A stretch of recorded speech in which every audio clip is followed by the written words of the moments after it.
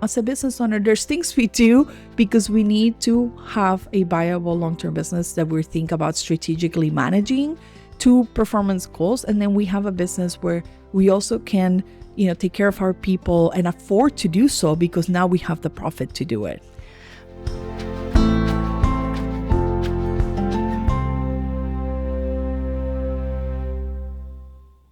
Welcome to the Money Skills for Therapists podcast, where we answer this question: how can therapists and health practitioners go from money shame and confusion to feeling calm and confident about their finances and get money really working for them in both their private practice and their lives? I'm your host, Linzy Bonham, therapist turned money coach and creator of the course Money Skills for Therapists. Hello and welcome back to the podcast. Today's guest is Carla Titus. Carla is from Wealth and Worth Within. She is a fractional CFO, so she brings her chief financial officer knowledge and skills to folks in the health field, including group practice owners. And today, Carla and I dig into the financial complexities of group practice. Questions like, how do you compensate your team well while also being profitable? How do you get your team on board with being responsible for the results of the business while also making sure that they are feeling taken care of and equipped, to help with the project of making the business work?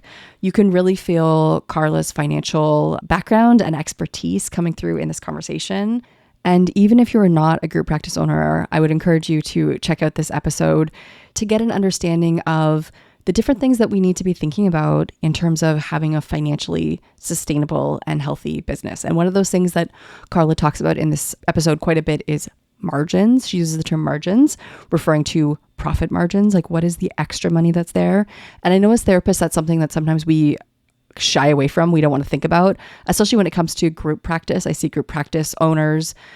You don't want to think that you're profiting off of others. And so I do want to remind everyone who's listening that the profit in a business, like that extra, that is the oxygen, that is the stability. Carla and I talked today about the Change healthcare cyber attack a little bit, and what happens when money stops coming into a business and you're a group practice owner who has a bunch of folks to pay, the reality of that kind of financial disaster, really. And it is by having extra money in the business that you actually can build a buffer to ride out those kinds of times, right? To make sure that everybody's okay, even when things don't go as planned. So there's lots of discussion on how to make numbers really work. We talk about if you realize that your numbers aren't working in your practice, where do you start? How do you start to create some of that profitability so you have that oxygen in your business? Here's my conversation with Carla Titus. So Carla, welcome to the podcast. Thanks so much for having me. So excited for our conversation today. Yeah. We're going to hit some big topics. Yes, we are. I'm excited to have you as well, because I think that you and I support, the same kinds of humans. I'm getting that impression as we've been chatting off mic, but you are coming at it from a bit of a different grounding than I am. So I'm super excited to hear how you work with group practice owners. So I will say for folks who are listening, we are going to be digging into group practice today, but I think all of the same principles that, make a group practice healthy and successful also apply to solo practice. So solo practitioners do know there's going to be a lot here in this conversation for you as well, because good financial strategy and balance applies in all situations. But yeah, I want to start with this piece, Carla. So I was just saying to you off mic that I teach a course as well for group practice owners. And the people that I like to attract to my course are the people who really, really care about other humans. And probably what is not working for them is they're giving so much to their team that the business is not working for them. Right? I want to work with those folks who their tendency is to be too nice to other people, not nice enough. And then we start from there. And then we look at, getting them into a more sustainable place. So I'm curious from your perspective, how can practice owners navigate that emotional piece of being competitive, giving people what they need and what they want, and giving their team the benefits that they want to give them, but also making sure that they're not doing that at their own financial expense? Yeah, it's such a great question, because what I see often is this business owners who are therapists, you guys are just so compassionate and giving and generous to your team. and everyone else but yourself. And that's where I sometimes have the problem with it, because I think as a business owner, you are taking the risk. You could be working a day job and making a lot of money and creating a lot of wealth for yourself and your family, but you're giving that up because you're trying to accommodate for everyone in your team, which is such a noble thing to do, but it will get you out of business really quickly because you will be resentful. You will be like, this is just not worth it. And why am I working so hard for everyone else to get paid? And that's where we lose that momentum you had around helping more people than just you could yourself alone, because you decided to bring in other, clinicians to create a group practice so you could help more people and have a bigger impact. That doesn't happen if you don't have the money to do it. And so where we want to refocus our conversation and intention is, if we were for a second just to remove the names of the people we have in the compensation strategy we're trying to create, okay? And this is a really easy exercise you can do, is because it helps you remove the emotion and it gets you to an objective place first. Then we take into consideration the people, the emotions, all the things that go with setting a compensation structure that works for both the business and the individuals working in the practice. And what I say is, changing a compensation model is not an easy thing. First of all, we do not encourage you to just all of a sudden say, here's the new way and good luck, because you will probably lose everybody. So we don't encourage that. What we encourage you to do is go through that exercise and start to understand, what is a competitive rate for that type of position in my area? Because you might find you're overpaying some people. You might find that maybe the roles and responsibilities are actually larger than the compensation you're giving them. So it might actually be in the opposite way, which then is a different problem to solve for. And we will talk about profitability as well. But you need to start to go through that exercise without the people's names, because then you're trying to accommodate for, well, I really like this person, they're really good at their job, they're an overperformer, and then you're trying to add more money to it, but maybe money is not what they're looking for. And this is another piece of it. It's maybe time off that they want. Maybe is, setting their own schedule. Maybe is deciding how many clinical hours they want to have.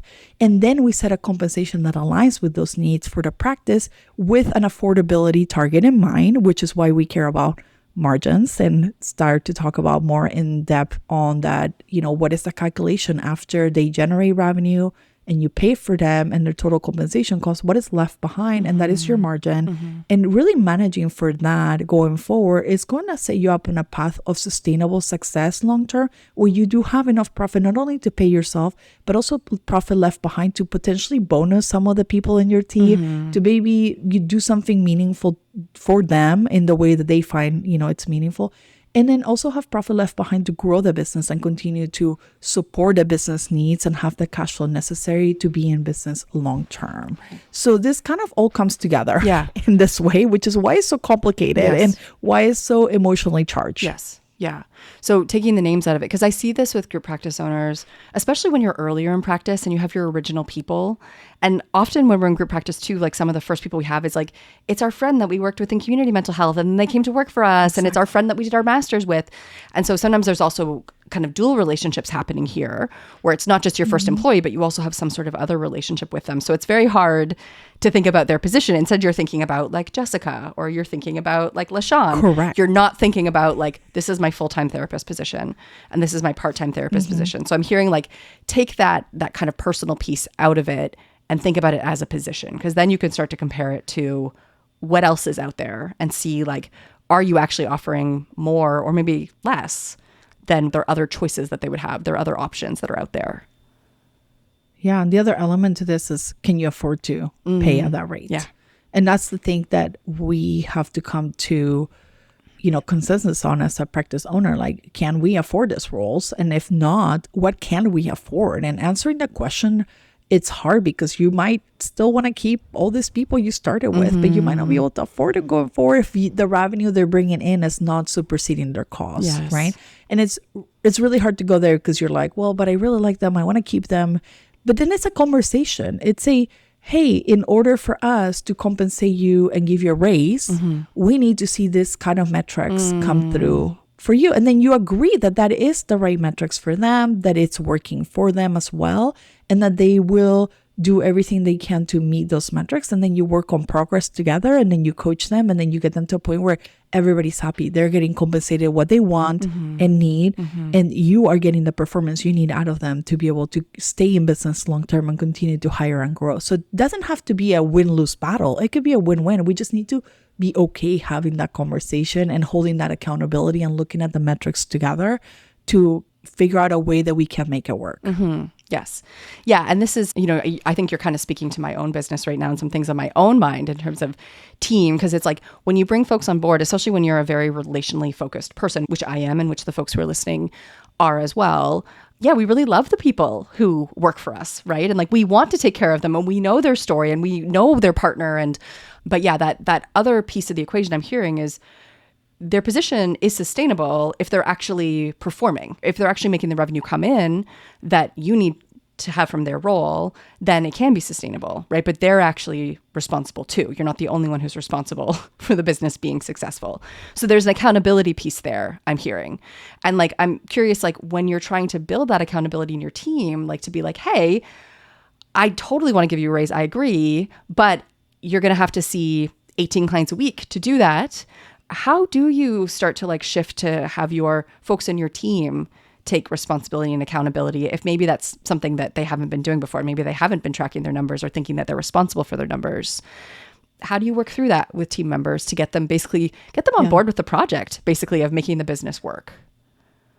Totally. You definitely want buy-in from your team. You want to help them understand why this is necessary and why this is important for you to be able to keep the roles for a long time and be able to provide for your team in that way. I always say, like, it's hard to explain to an employee what it's like to be a business owner. So don't attempt to do that, but just attempt to show them the data and say, we're going to start by looking at the data, not judging, just looking, because we want to understand where we at, what's our starting point, what is our baseline. And then we are going to track progress towards hitting those goals that we're trying to achieve. And we're going to come together and define what that reasonable timeline is to get to those goals.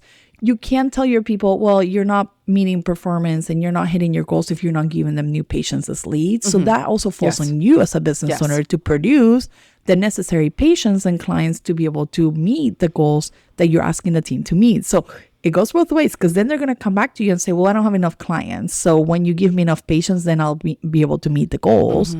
So we got to be realistic too. We have that side of the accountability, assuming that that's handled and you got that under control. Then you can go to your team and say, hey, in the next 3 months, I would like to see some progress towards achieving these goals. We're going to work together. We're going to share what's working, not working well. How do we help, with retention and making sure that everybody has what they need to be successful in the role? Do you all agree that these are the right metrics? Are we all bought into this? And the why behind, being able to hit this metrics is going to help us sustain business long term. And if the team rallies, on that, then all of a sudden you have all this buy-in and this positive energy that you're working with the team on. I'll be honest, a lot of times accountability does bring up the people that are not bought into this, and they might choose to leave. They might choose, like, this is not the right place. You're focused on metrics. I can't talk about numbers. I'm out.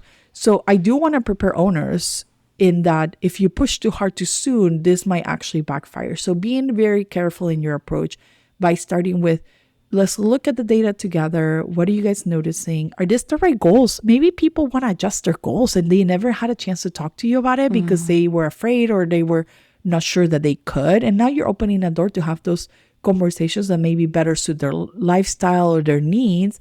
And now they feel heard. So now this could be another opportunity for you to establish even a closer relationship with your employees and clinicians by meeting their needs through this, looking of the data together. So it can bring up a lot of things, but just be prepared that some people might not like it. And, as a business owner, there's things we do because we need to have a viable long-term business that we think about strategically managing to performance goals. And then we have a business where we also can, take care of our people and afford to do so because now we have the profit to do it. Right. Yes. Something that I have found working with group practice owners, one way that I think about it is there's going to be the amount of clients that, folks see each week that kind of covers the running of the business, right? Like there's a certain amount of money that has to go out the door just because the business exists. right? And there's going to be like the rent, there's those fixed expenses, then there's like the next little layer of variable expenses that are, higher because somebody's there. And it's only the money that they bring in and leave in the business after that is that profit margin, right? That is the oxygen for the business. But that's also where I think folks tend to like flag, and where as business owners, we sometimes have a hard time like pushing somebody to be like, hey, you're supposed to do 14 and you're only doing 11. Because like that last 3, that's the difference between there being extra money in the business, some like profit, some oxygen, or not, right? But I think that can be a tricky conversation for people to have with their employees, because you're asking them to work a little bit harder. And as you say, they don't have that perspective of being a business owner, right? They're in it to see clients. So this piece about buy-in, I think, is really important. And I see it as sometimes a really tricky line for folks to walk, is helping your therapists understand this is what needs to happen for the health of the business, but also helping them feel like supported, like you're creating the container where they just have to show up and do clinical sessions, but also we're all responsible for this thing thriving. There's like kind of like a balance point that has to be reached there. Yeah. And what I find often when we even like start those conversations is therapists will bring up what are some of the issues or barriers on why they're not able to achieve their goals. Right. And all of a sudden it becomes a great opportunity for you as an owner to coach them or give them some support or advice or ways that they can overcome some of those barriers, Yes. where before maybe that conversation wasn't even happening. Right. And so it's not always all bad. Yes. Sometimes it does reveal, oh, well, they are struggling with retention. Yes. I have 10 ways that you can work with clients to help with retention. Let's talk about them and share and make them a better clinician, because now they're able to, start and complete a treatment plan that before maybe wasn't being completed because clients thought it wasn't important and they just like forgot or whatever happened. They're able to emphasize the importance and able to finish that treatment plan for the patient, which leaves them better off, which then the clinician feels more satisfied about their job, and they're not struggling in silence and feeling like, oh my God, I'm never going to be able to hit that metric. Yes. Now we're talking about it and helping them achieve the goal. Yes. Yeah. And that coaching piece, I think, is so important. And I've noticed that as having a company now, and most of my energy goes towards helping my employees rather than serving clients in the intensive way I used to do before, is like, yeah, you have the opportunity as a leader to coach folks, but there needs to be a container where these conversations are happening, right? And it's easy to not have these conversations, and it's easy for issues to be kind of festering under the surface, like you're talking about, somebody struggling with something, but there's no way for them to come and tell you about it. So they're just kind of carrying it by themselves. And they're not feeling happy or satisfied. Their clients are not feeling happy or satisfied. You're not feeling happy or satisfied, but nobody's talking about it. So like I'm hearing that, actually bringing your team on board with metrics and being like, hey, this is what we need to hit, this is our plan to hit it, is an opportunity to actually improve their work experience and improve the work that they're doing. And one thing I'll add is like there is expectations we set, whether intentional or unintentional, in our practice today as it is. And so if you're intending to change your people that you already had and have let them get away with whatever, or had this behavior or tone, and all of a sudden you're changing it, this could be rough, right? So maybe you encourage new folks to set new expectations as you're bringing in new hires. You set these new expectations that are clear, that are kind, that you expect of them. So it becomes a bit of a shift in culture over time rather than a shock to the system. So just kind of the approach you want to take here is not all of a sudden, now we're numbers focused. Everybody has to hit their goals. Like good luck or you're out or, not really, but gently be like, hey, let's start looking at the data together. Like what questions do you have? Should we hitting those goals? What's getting in the way of it? And then with every new hire, you set a new expectation. And the new expectation is we will provide enough patients to hit your goals. You let us know when you need help. Otherwise, we'll assume you're performing to those metrics and we've aligned on compensation for those metrics. And then we don't need to have this discussion. We're just going to keep, measuring and be okay with that. But I always caution like being gentle in the approach of bringing this up, because a lot of people just feel like that is not what they want to be talking about, or like they don't want to be held accountable. And that's okay, because that is probably the culture you set in the first place. So it won't be easy to change because it was unintentional, right? As business owners, we unintentionally do things and forget to emphasize the need for this profitability aspect of the business so that we can all win. Yes. Yeah, because that culture change piece, like it takes a long time to change culture. Right. And so I think that's a really helpful way to name it. There's expectations that you've set. There's a culture there. And this is a decision I see sometimes folks making in Money Skills for Group Practice Owners, my course, is when they have identified like, oh my gosh, the expectations that I've set with my first 3 employees don't work, like they're not working for the business. Yeah, then they have to decide, okay, how rapidly do I change these expectations? Do I leave these relationships the way that they are? Do I hire new people? And what I have observed is often once folks identify what they do need to make the practice sustainable, make it work, make it profitable enough, it's a relief when you hire those new people and you're setting the expectations right from the beginning, because you're like, okay, I'm not going to make the same mistake this time. So I'm going to say that too to folks listening, because I think sometimes when group practice owners, especially if they've started off more casually, like again, you hire your friend because they're looking for a position and you have more clients than you can handle. Suddenly you have an accidental group practice. And then you realize like, oh my God, I've set this up to fail. Like these numbers do not work and they will not work. Sometimes what folks think they have to do is basically like throw the baby out with the bathwater and just shut it down and give up. But yeah, you can set these new expectations with new folks. And it is, once you know what you actually need to do, it's actually pretty easy to make new hires and be clear with them about exactly as you said, like, this is how many folks you need to see. This is what I'm going to do. This is what you're going to do. This is how we're going to communicate around this. It's a relief once you are clear with expectations, because your folks will be happy to meet them if they understand what they are, right? But it can be hard to change them with the folks you already have. Well, for this audience, clear is kind, like Renee says. So we are going to go with that. Totally. And with the existing team, we're almost kind of rewarding that loyalty long term. They've been with us since we opened or started, and that's okay to have exceptions. I always say they have to be made intentionally, though. So we're going to choose the first 2-3 people. We did what we did. We didn't know. It's fine. Whatever. It works. We don't want to change it. We don't want to break it. We don't want to, separate from anyone that has helped us build this far. But going forward, we have an option to change it and set a new intention with profit in mind and purpose still, so we can have the impact we want to have for the long term. And that doesn't happen if you don't have a profitable practice, and that's paying you as well. Yes. Yeah, because another point that I see folks struggle with, Carla, is like the insurance versus out-of-pocket piece, right? So here's like another piece where it's about like, we want to take care of folks, right? How do you suggest like people navigate this question of whether to take insurance in their group practice, whether to take private pay, like how that fits with the numbers? How do you suggest that people think and work through this question? Yeah. So, we all know private pay, margins are higher. So room for error is higher, is what we always say. Because you can get away with a lot of things that when you have panel insurance, you cannot. Insurance dictate rates. Insurance can lower your rates unexpectedly. And if you have a large carrier, they get to control whatever they want to pay. And you don't get to change that just because you don't like it. And whatever cost structures you set, don't change just because the insurance rate changes. So being careful with how much room do you have in your reimbursement rates, understanding what are your reimbursement rates month over month, year over year, how are they changing? How dependent are you on one carrier versus 2, 3, your top carriers that you have, and making sure that you're paneling your clinicians based on the type of carriers you want to continue to work with, and that really pay you fairly, and that you feel like you can compensate your clinicians accordingly because of that insurance rate. It's going to be key aspect of what we evaluate when looking at growing through insurance.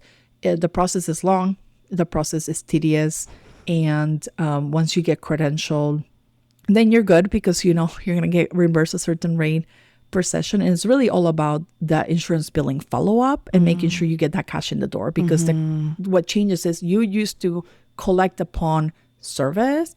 Now you're waiting 30, 60, sometimes even 90 days for insurance to pay you. So if you haven't factored that into your cash flow, meaning the cash you have in the bank to cover your bills today, because guess what? Payroll doesn't stop just because you're waiting for insurance payments. So now you have to factor that into your timing of cash going out the door versus coming in. And that sometimes throws practices off for a loop, because they're just like not prepared financially to make that change. And they're just like out of desperation because their private pay dried up, decided to take on insurance and had no idea the time it takes to recoup. Also, you're adding billing costs, because now you need to have a biller that knows what they're doing and following up, and making sure that, denied claims or rejected claims are followed with, and that the insurance is not sitting on your money for longer than they need to. And if you're not aware of that process or familiar with it, it could really hinder your practice.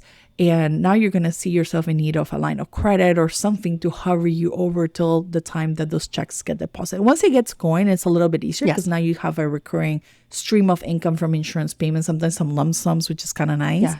But sometimes insurance also have their cycles. They decide, you know what, we want to make our numbers look better for the end of the year, so we're just going to pause payments until the beginning of the year. And then people are not prepared for that. But then we see that in the seasonality of their business, where we know that this is a trend, and we prepare for that down, amount of payments that we're not going to get just right after the first of the year, because it happens. And that's how insurance works. And so being aware of those variables is going to be key in managing not only your profitability and margins, but also your overall cash flow needed in the business. Yeah, because, I think that it's easy to take on insurance panels, and this conversation is about American therapists. Obviously, Canadian therapists will recognize that this is a different system than ours. But I think that folks take it on because it seems like it's going to be easier. It's the easier way to get clients. But what I'm hearing from you is financially, it's actually much more complex working with insurance, right? And like that delay you're talking about, I've seen play out in people's numbers, as I'm sure you have many times, where it's like, yeah, you saw $10,000 of clients this month and payroll has to come out, but that $10,000 isn't going to show up for 3 weeks or 4 weeks, which is a huge delay. So yeah, that all has to be taken into consideration as you're planning the way that the money works in your practice. Yeah, it's a shift in business model, and I think people don't recognize that. And they, again, out of desperation or need, or even just out of diversification, which we're all about, by the way, diversify the type of clients, the price point, the type of insurance, like where you get your clients from, all the things. They just don't factor in the impact they can have in their overall financial health of the business. And they don't properly prepare ahead of making this decision to ensure that they can live through it and switch to the side where now you're seeing recurring payments come in and it's a little bit easier to weather. Yes. Because then the other thing that just happened recently, was the Change Healthcare crisis. Oh, we know. Yeah, you know. We also know. And I think that was a massive shock for everybody to realize how much dependency there is in that system, right? Like something can happen, has nothing to do with you, nothing to do with the quality of your sessions, nothing to do with like, anything to have you. And yet your group practice, or this happened for solo practitioners too, your solo practice is 100% impacted, right? Like I know some folks where it's basically like almost all of their money stopped for this long period of time while people went and worked away on things, maybe not as quickly as they could. Who knows? You really kind of are at the will of this really large system. Yeah, that's why, again, diversification of ways that you get paid, who you get paid from, and all that is super important. But that is like, a very unexpected one-time event that can throw your business and put you under, like completely out of business. And what I tell folks is like, we always want to have just enough room between something happening and us having to panic, because we want to buy that luxury of time to think and react, because it's not about like fixing the problem. We can't fix what happened to Change Healthcare, right? And then they got attacked again. And there's just like been like a series of issues from there on. Yeah. And the fact that some of the, clearinghouses or EHR systems didn't have a backup tells me a whole different issue, in the system is broken, and that they should have come to the rescue much sooner than they did to avoid businesses going out. But, in any case, we don't have control of that. What we have control of is creating a cash runway to allow to have not that panic button sit in, but really have that time to react and decide, what are we going to do about this? And we should have had a line of credit or something available to us where if something happened, we had a way to cover that cost, either your own cash profits you saved in the business, or you borrow debt in some way, temporarily, short term. And I know there were some loans given out for that too, to kind of help. It took a minute, though. By the time you did that, you probably had 1 or 2 payrolls that you had to run at that point. Yes. So just, again, we want to always be prepared for the unexpected. We don't want to wish upon the unexpected, but we need to be financially prepared for what could be. It could be just, a bunch of people don't pay us on time. Like it could be as simple as that. It could derail, because I find a lot of business owners are living in this like paycheck to paycheck cycle of business ownership. And it's like they're just one paycheck away from going out of business. And it's such a dangerous place to live in when you not only are taking care of yourself, but you're also taking care of other clinicians that rely upon you paying them on time to, pay their bills and have a living. So as a business owner, I think we have a responsibility to, over time, and I'm saying like this is good financial habits to start to work towards. Yes. So if you're not there today, do not judge yourself. This is not the point of this. Yes. This is a point of like where you get to learn what's needed and you start to implement that action in your business. So put aside a percentage of your profit every month. And if you're not profitable today, craft a plan towards profitability with all the things we talked about today, and start to map out when can you start to see positive results so you can afford to have a cash runway. So you can put a little money aside every month that will save you from that unexpected. And that unexpected could be maybe you being sick. Like it could be anything, right? And you want to have that luxury of time that cash in the bank buys you so you can have a moment to think, a moment to reassess, and then decide what's the next best course of action. And when you have that in business, you sleep better at night. And then your people know that you're taking care of them because they don't have to worry about, oh, am I going to get payroll next month or not? Like, should I be worried? Should I be looking for another job? Like, you do not want that on yourself or that stress on your clinicians. Yeah. And I mean, that's such a good point, for folks listening, because I was thinking, where do people start, right? If they're listening and they're like, I have none of this, like, oh my gosh, I have all these hard conversations to maybe have with my team and I need to figure out what my expectations even are. And I'm hearing the starting point is like, first of all, find a way to become profitable, right? If your numbers are not working now, figure out what that way is. And like thinking about what we've talked about, it could be setting clear expectations for how many clients, probably just folks fulfilling the contracts they've already have with you, seeing the amount that they need to see. That's a great starting point. It's a great starting point. And it is one though where I do see lots of folks not work to, have their clinicians uphold because they're like, well, they're pretty close, or like, well, they blame themselves or, whatever. So I'm hearing that. Where else do you tend to see spots where there's opportunity for folks to create profitability, have that extra money, that oxygen in the practice? Where should they be poking around if they know that this is a problem for them? They should be doing research on their pricing across the marketplace. You'll be surprised how much inflation has driven cost up and that you maybe haven't been keeping up. And if you haven't increased your rate in the last 1 or 2 years, you should be looking at that and even requesting increases from insurance. Even if they deny it, you keep asking because I find that sometimes they will say yes, or they were like, oh yeah, we forgot and it's been 3 years and we should have given you one, but you just never asked, so we never gave it to you. So we're always asking for increase, or we're always planning some kind of yearly increase into our prices. Because more revenue doesn't really fix the problem. If you have a margin problem, it's just going to magnify the problem and get you further into the hole. And people think, oh, I'll just make more money, do more sessions, and everything will be fine. No, actually, you're just compounding the issue you already have. So until you fix the structure and the underlying problem, you're going to continue to have that problem. And then the next piece is looking at how many clinical billable sessions the practice needs to have as a whole. And are we close to meeting that or not? So that's talking to your folks and such. And then next, you need to look at your cost. Maybe you're just spending too much in some areas. And where can you be more efficient, save some time? Maybe you pay for a tool that saves you time on not having to do that, task that clinicians are tasked with, or something that saves you time, or you're paying money for something. Maybe you're not getting the benefit from it anymore. Like it was benefiting you in the past, but it no longer serves going forward. Reassess that. Maybe it's combining 10 tools and buying one that actually does all 10 things and it costs you less. It could be, whatever those changes, small, could add up over time. And then sometimes you maybe just need to invest more in marketing. If you are profitable but not too profitable, but you have the right margins and you have the right profit, it's about scaling and growing and doing more billable sessions, bringing in more clinicians.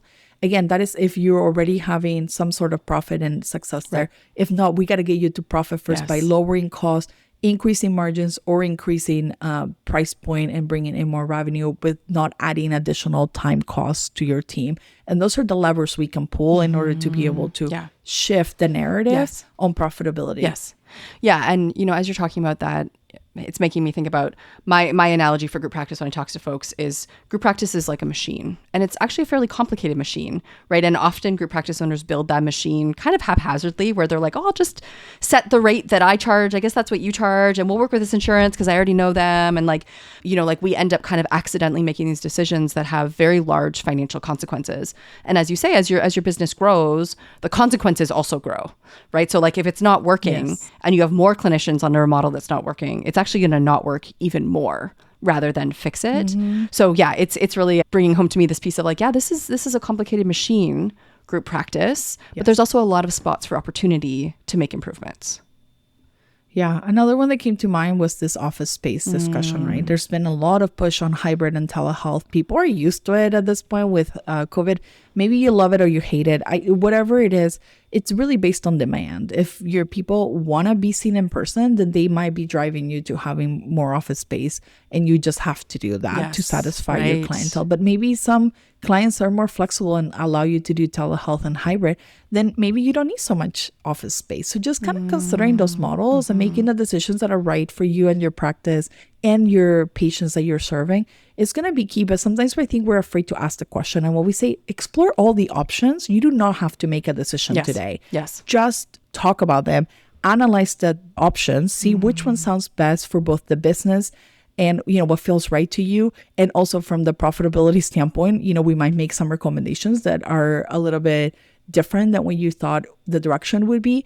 And be open-minded about considering it. We're not saying you have to do it. We're just saying, let's talk about it. Is there a middle ground we can get to where we can make the changes necessary without too much impact, and then you still feel good about your practice? Because at the end of the day, it is your business. You get to decide, and you get to do what's right for you and your employees and your patients. Yes.